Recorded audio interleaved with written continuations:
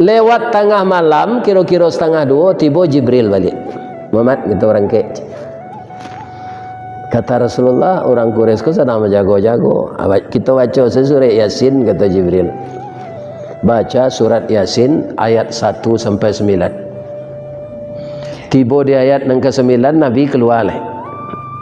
Orang tadi pak lah minum kopi ginseng, kopi luwak, iya kan? Tapi ketika Nabi lalu, mata tapi ciang sadonya, badan tak bisa mengari, muncul tengah-ngong. Hanya lagi lo dia Nabi kan yang kasih, sanang sekalian mau kepindah je Nabi. Jadi kalau awak tak kapuang dek musuh kita dalam berjihad fi sabilillah, tak kapuang awak di musuh. Baca surah Yasin ayat 1 sampai 9.